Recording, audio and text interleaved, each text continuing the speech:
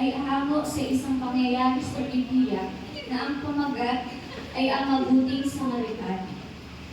Sa isang madilim na daan, sa gabi, naglalakad ang isang dayuhang manlalakbay. Ang bawat hakbang ay nagdadala sa kanya palayo sa liwanag na nagagaling sa kanyang tahanan. At habang siya ay naglalakad, siya ay nababalutan ng takot na wari ba ay may sumusunod sa kanya. Ang kanyang puso ay nagpasimulang kumabog ng malakas. Lumabas ang mga tulisan na mula sa dilim, mga anino na nagdadala ng kasamaan at karahasan. Pinablok nila ang bag na dala ng babaeng maglalakbay. Sinubukan niyang manglaban, ngunit siya ay sinaktan at tinubog ng mga ito.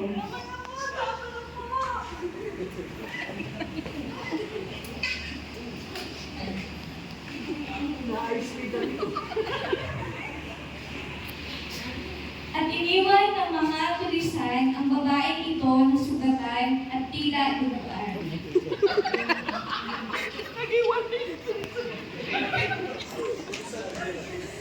Bakas na bakas sa babaeng manlalakbay ang sakit na nadarama sa kanyang pangangatawan.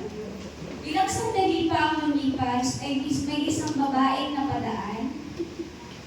Siya ay isang guro na natuturo sa mga kabataan na ang pagtulong at pag-ibig sa kapwa ay mabuting gawain. Nakita niya ang babae, ngunit ito ay hindi niya tinulungan. Kitang-kita sa kanyang mga mata ang awa, ngunit dahil sa takot na siya ay mapagbintangan, ay ito ay kanyang dinaanan lamang. Dumating naman ang isang babae na kilala bilang isang Kristiyano, na mainit na naglilingkod at nagpapagamit sa kanilang simbahan. At kanyang nakita ang babaeng maglalakbay, at ito ay kanyang tinignan. Siya ay nagdalang awa, ngunit hindi niya rin tinulungan ang babaeng maglalakbay. Sino kaya may gawa dito? Kawawa.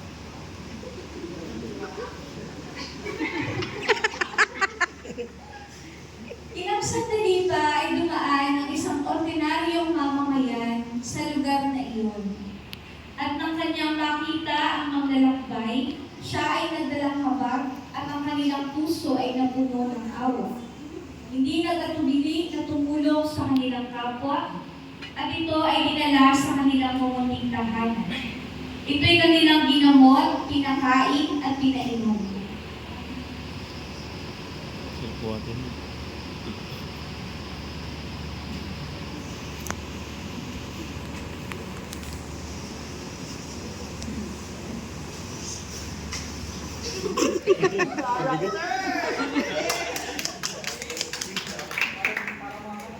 Ang kwento ng mabuting Samaritano ay nagpapakita na ang tunay na kabaitan ay hindi nahahayag sa panlabas ng kaayuan at hindi iniisip ang sariling kapakanan.